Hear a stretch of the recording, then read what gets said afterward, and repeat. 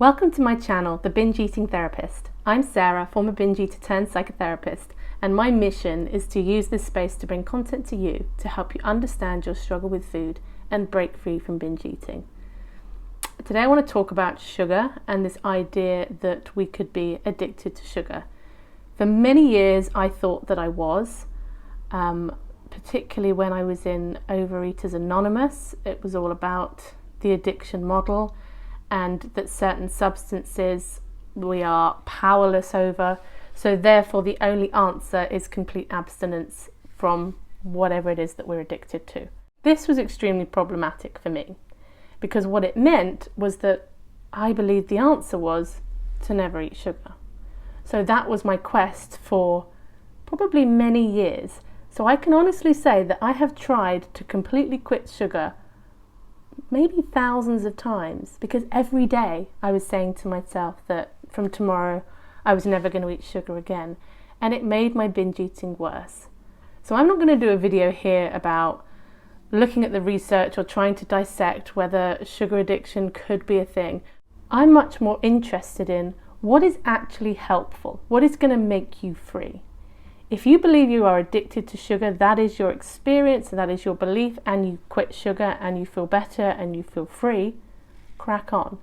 But the people that I meet are people that are repeatedly trying to cut out certain foods, and it sends them into this constantly restricted mindset, which then makes them want to eat even more. And they're craving the high energy foods, which tends to be the foods that are higher in sugar. Let me put it this way. If we look at gambling, most people don't have a problem with saying that gambling can be an addiction for some people. Well, it's not physically addictive, but there's obviously a brain chemistry thing going on. It's an emotional, neurological, and maybe even biological to some degree in terms of body chemistry situation or perfect cocktail that for some people they find themselves completely out of control when it comes to gambling. We don't say that these people have a money addiction. Money would be the substance, money would be the thing that's being used in the gambling. We say they've got a gambling addiction, which is a behaviour.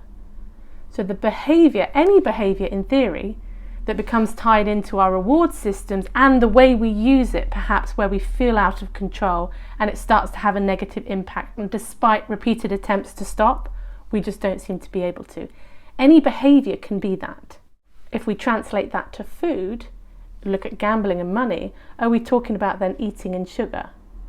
So rather than perhaps sugar itself being the problem for some people, the majority of people, I might guess, and I'm only guessing, this is an opinion video, this is not me stating anything as a fact, I just want to get you thinking about this stuff. If we mirror it with gambling addiction, sugar is the same as money and gambling is the same as eating. So what that means is rather than sugar or money being the problem, it's our behaviour around it, how we're using it.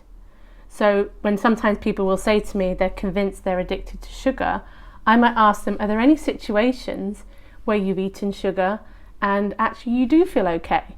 Is it really that every time you have the smallest taste of sugar, you end up completely out of control?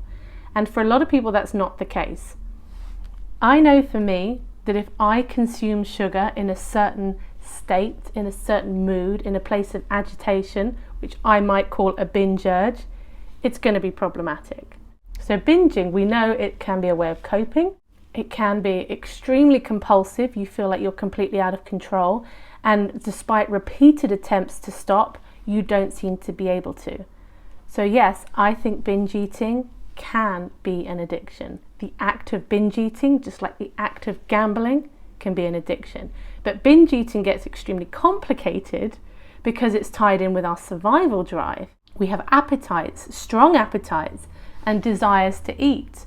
And so any sense of restriction, whether actual or even that mental restriction of food, can trigger off a very strong biological drive to eat, which can then lead to binging. So it becomes much more complicated, because if you say I'm addicted to sugar, you try and quit sugar, which was what I was doing. I was living in this constant anticipation of this restriction, this imminent restriction, which I believe made my binge eating much worse. Of course, because I always believed I was out of control around sugar, anytime I had it, It was accompanied by this deep sense I'd done something wrong, this was going to be out of control, I shouldn't be eating sugar, but because I am, I now have to eat all the sugar so that I don't eat sugar tomorrow.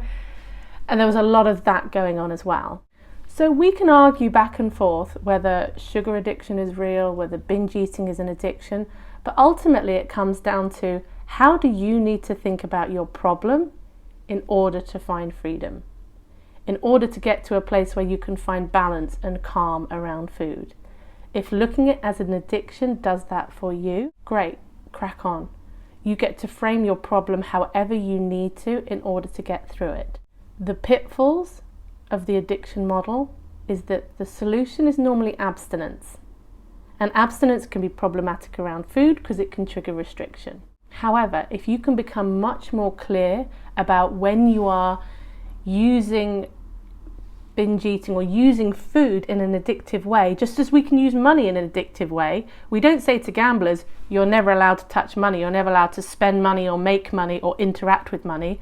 A lot of the time they can interact with money just fine. It's when they gamble with money that it's a problem. So this is how I feel about sugar, is actually I can interact and have a bit of sugar every day and I don't have to worry too much about it, but it's how I use sugar. And I still have a bit of an emotional relationship with sugar. So there can be certain situations where I might get a very intense craving for sugar. And if the craving is that intense, I think for me, what I've discovered is it's quite dangerous for me to indulge that craving, because it's not just about wanting the sugar. I know what it feels like to crave sugar and know full well it's not going to be satisfied by a chocolate bar or a piece of cake. It's something bigger. It's more like a craving to go unconscious and to go numb with sugar. That to me feels like the addict cycle. And the way I have behaved around sugar, around binging, around my eating, is so similar to how we look at addicts behaving around their own addictions, from lying to stealing to going to extraordinary lengths to obtain my fix. But it's not because I think sugar in and of itself was the problem, it's the way I had started using sugar. This was the path to freedom for me, so I believe it may be for many other people as well, which is why I wanted to share this video, because it's such a tricky one when you know that certain foods, I mean, let's face it, most people are not binge eating on broccoli, so there is a certain relationship with particular types of foods. But the question is, what do we do then? I don't think cutting out, I don't think abstinence is the answer for most people. I think it generally perpetuates the problem.